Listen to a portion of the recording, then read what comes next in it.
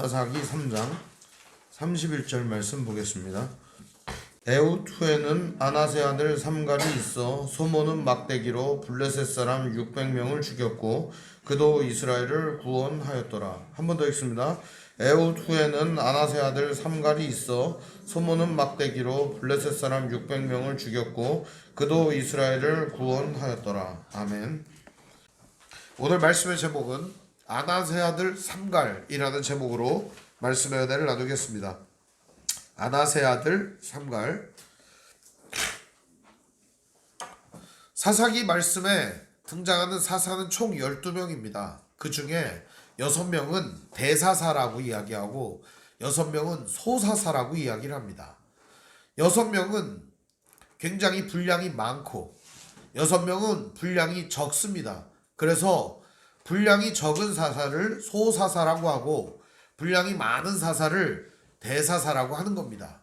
이스라엘을 구원한 역할은 똑같은데 많이 기록된 사사는 대사사, 적게 기록된 사사는 소사사 이렇게 말하는 겁니다. 예언자들도 대예언서가 있고 소예언서가 있습니다. 이사야, 예레미야, 에스겔, 다니엘 이런 사람들은 대예언자로 분리가 됩니다. 그러면 이런 사람들은 진짜 큰 예언자인가? 그런 얘기가 아니라 분량이 많은 겁니다. 성경에 기록된 분량이 많은 예언자들을 대예언자, 기록된 분량이 적은 예언자들을 소예언자 이렇게 말하는 겁니다. 오늘 등장하는 삼갈이라고 하는 사사는 소사사에 들어갑니다. 여러분들 혹시 뭐 그런 이름들 들어봤어요? 삼갈, 입산, 압돈, 엘론, 돌라, 야일. 외국어 하나? 그렇게 생각하시는 분도 계실지 모르겠습니다. 이게 다 사사 이름들입니다. 앞으로 이제 함께 말씀을 나누면서 여러분들하고 살펴볼 사사 이름들인데요. 오늘은 그 중에서 삼갈이라고 하는 사사를 살펴보려고 합니다. 기록이 짧기 때문에 사람들은 그냥 넘어갑니다. 삼갈이 있었어? 그러고 넘어갑니다. 그런데 중요하지 않은 사사는 없고요. 기록이 이렇게 짧더라도 이것은 우리에게 시사하는 바가 크다는 점입니다. 왜 우리에게 시사하는 바가 큰가? 그도 이스라엘을 구원했기 때문입니다. 사사기에 사이클이 있죠. 사이클이 어떻게 됩니까? 하나님께서 이스라엘 백성과 함께 계시는데 이스라엘 백성이 하나님을 배신하는 겁니다. 우리는 하나님 필요 없습니다 하고 자기 멋대로 살아가는 그 가운데 그들은 환난을 당하게 됩니다. 그러면 환난을 당하면 어떡하죠? 부르짖습니다. 구원해 주세요. 도와주세요. 그럼 그때 하나님이 사사를 세우셔서 전쟁을 통하여 혹은 싸움을 통하여 하나님이 이들을 구원해 내시는 겁니다. 구원해 내시고 난 다음 어떤 일이 일어나죠? 평안한 세대가 지속되는 겁니다. 안정적인 세대가 이루어지는 거죠. 그런 다음에 또 어떤 일이 일어나요? 또 이들이 하나님을 배신합니다. 그리고 나서 또 그 악한 놈들이 와서 압제를 하면 어떻게 해요? 부르짖습니다. 이러한 과정들을 사이클로 사사기 사이클이다 이렇게 얘기를 합니다. 근데 과연 그게 사사기만의 사이클인가 한번 생각해 볼 필요가 있습니다.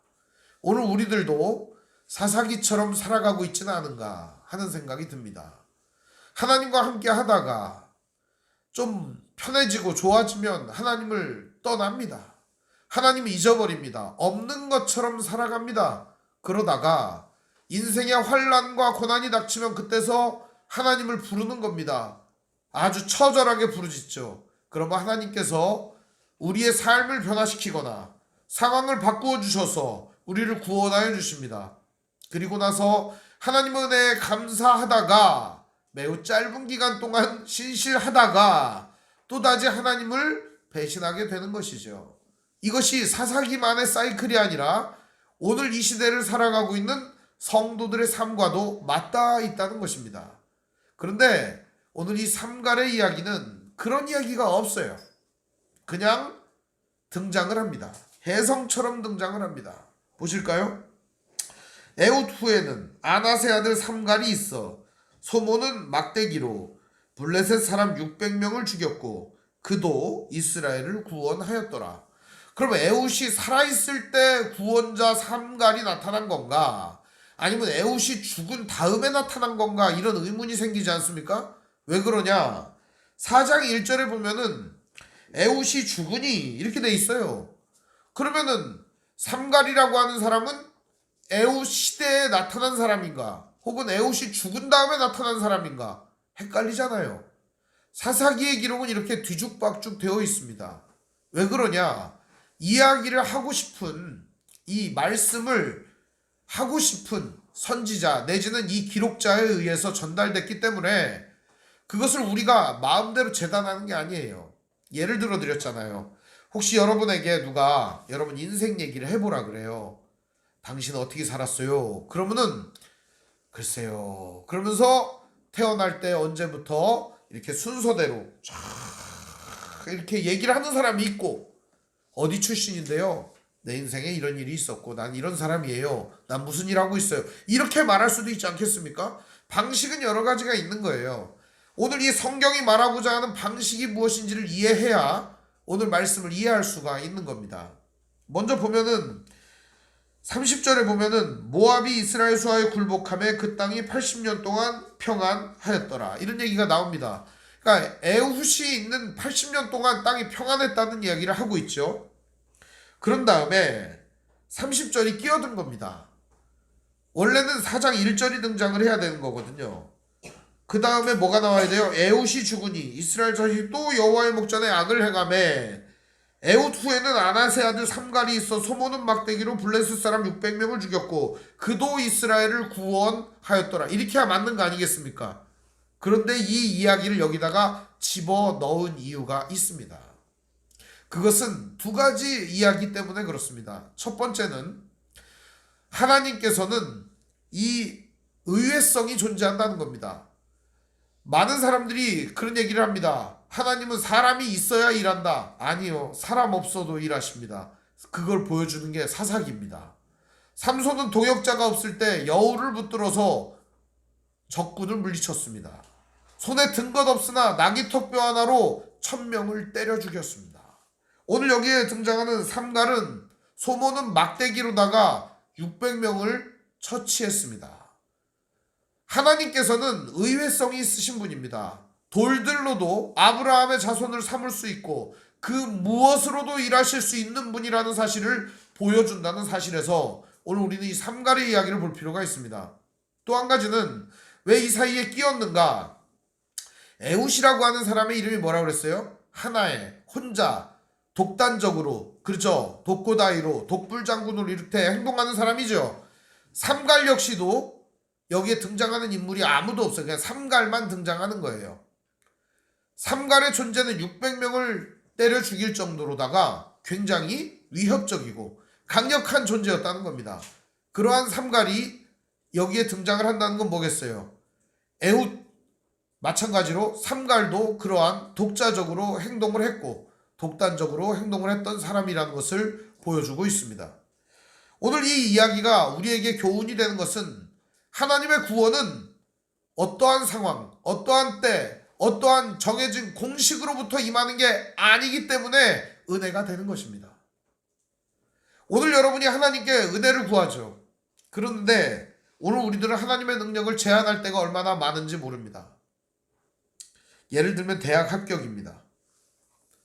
어떤 사람이 기도를 하는 겁니다. 하나님, 이번에 서울대에 꼭 합격하게 해주십시오. 기도를 간절히 했습니다. 100일 기도도 하고 열심히 했습니다. 그랬는데 딱 떨어졌어요. 기분이 어떨까요? 그거는 이제 기분이 엄청 나쁜 겁니다. 하나님께서 응답을 안 해줬으니까. 그런데 이 사람이 서울대에는 떨어졌지만 사업을 일으켜서 굉장히 서울대생들을 자기 회사에 취직시켜서 일꾼으로 삼았습니다. 어떻습니까? 좀 낫지 않습니까? 좀 더 스토리가? 하나님께서 계획하시는 바는 우리가 어떠한 것인지 알 수가 없습니다.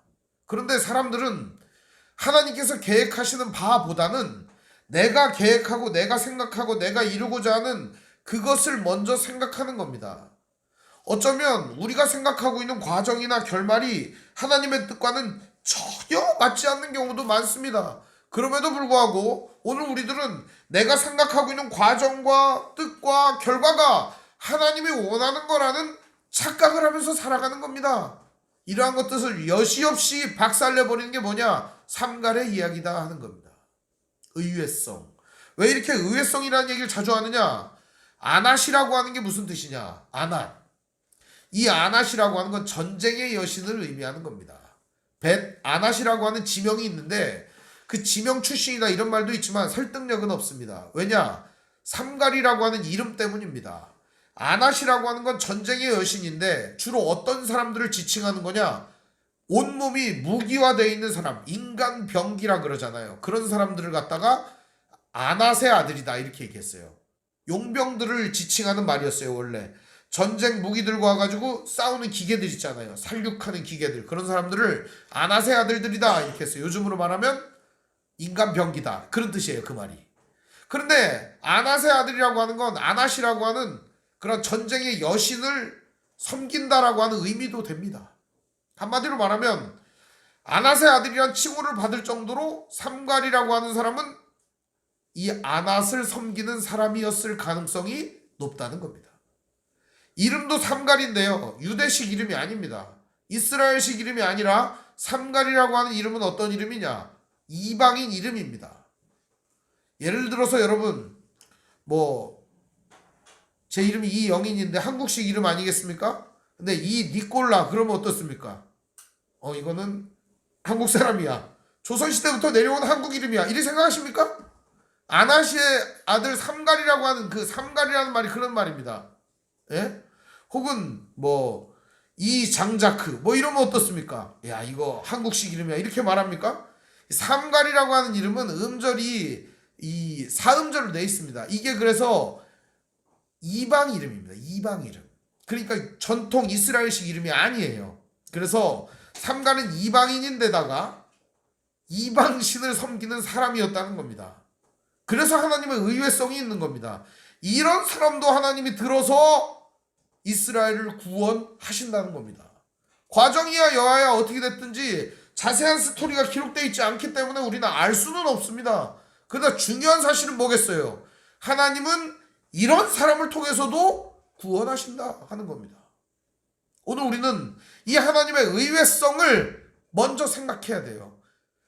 더 자세히 말하면 유한한 우리의 머리로 하나님을 제한하는 일을 그만두어야 한다는 겁니다. 하나님의 전능하심을 제한하고 하나님의 완전하심과 하나님의 위대하심을 제한하는 우리의 행동을 멈추어야 한다는 겁니다. 하나님은 위대하신 분입니다. 전능하신 분입니다. 예측 불허의 분이십니다. 그런데 오늘 우리들은 너무나도 하나님을 예측 가능한 분으로 우리의 카테고리 안에 우리의 인생의 틀 안에 가두어 놓고 그분은 이런 분이야 라고 착각하는 경우가 얼마나 많은지 모릅니다. 하나님을 착각했던 그 한 사람이 누군가? 예수님의 달란트 비유에 등장하는 종입니다. 예수님은 각각 5달란트, 2달란트, 1달란트 나누어 줬습니다. 그런데 5달란트 받았던 종은 장사를 했습니다. 10달란트가 되었습니다.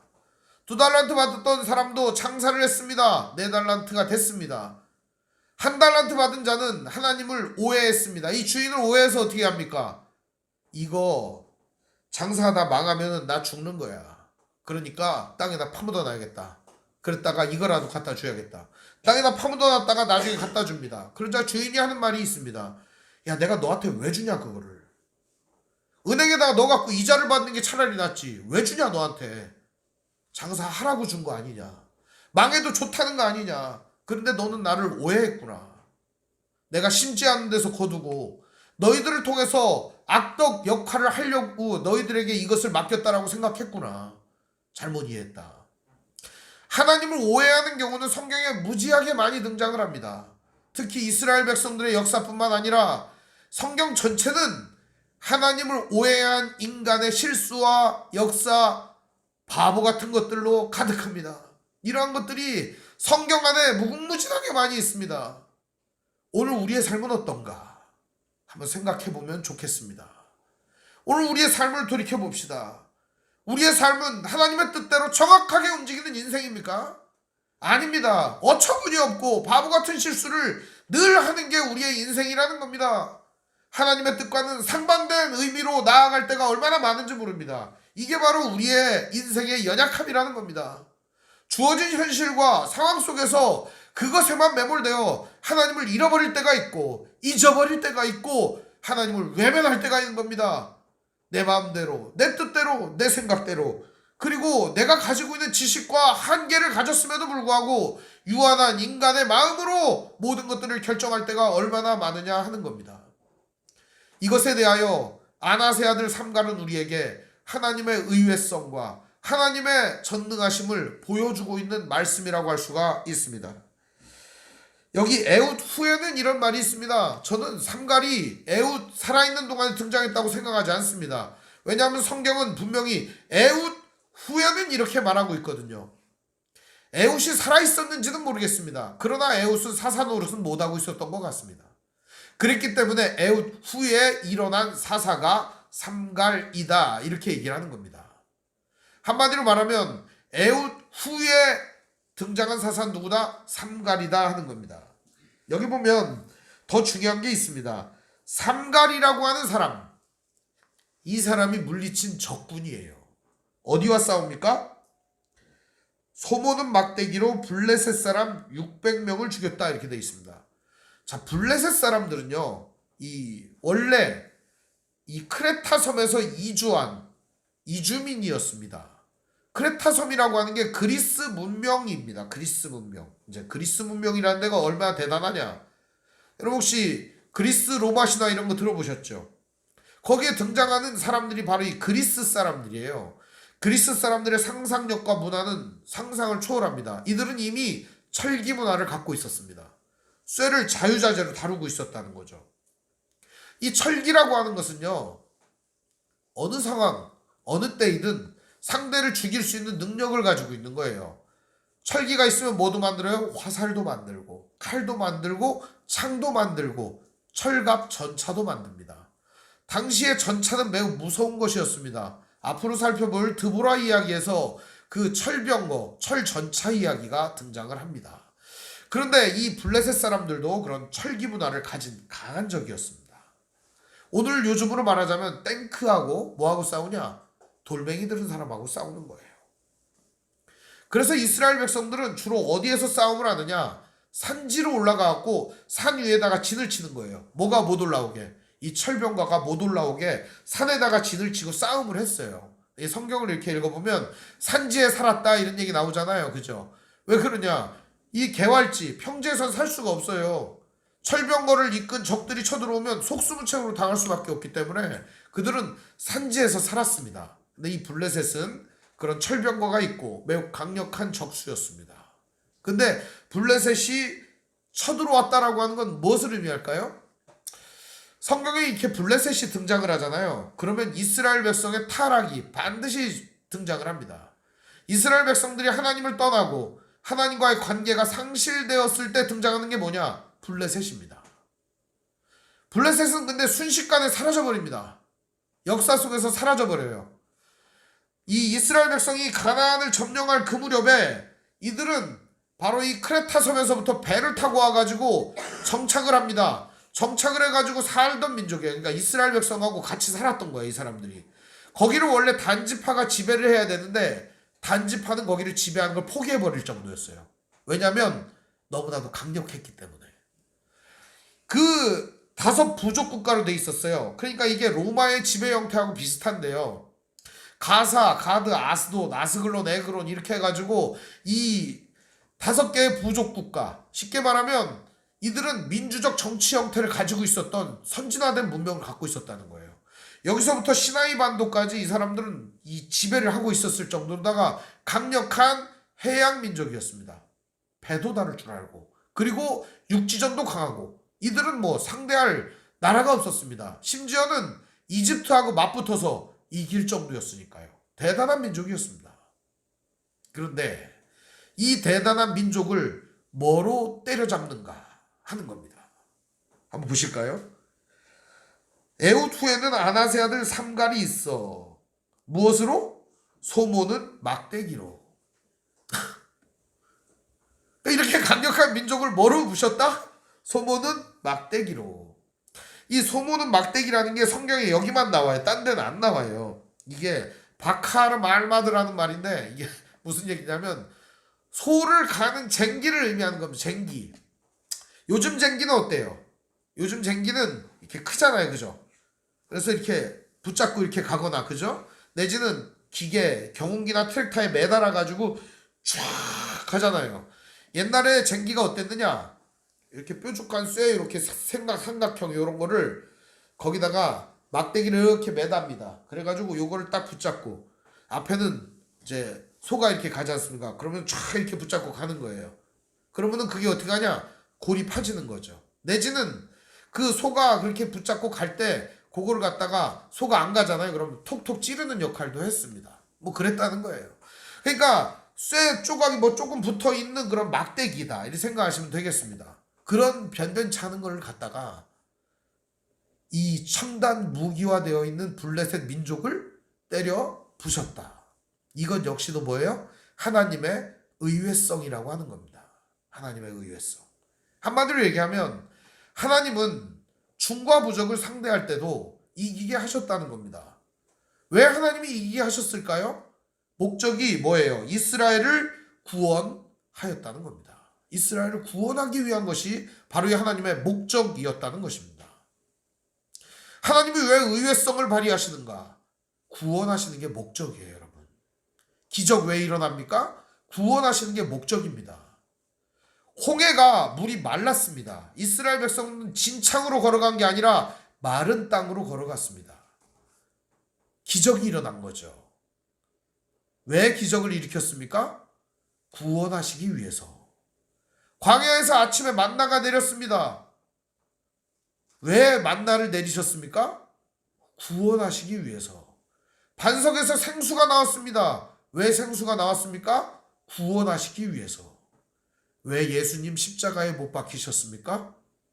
구원하시기 위해서. 왜 예수님 부활하셨습니까? 구원하시기 위해서. 기적은 그렇게 일어나는 것입니다. 오늘 우리의 삶에는 그저 뻔한 일들, 늘 당연한 일들, 지루한 일상, 반복된 사이클 일어납니다.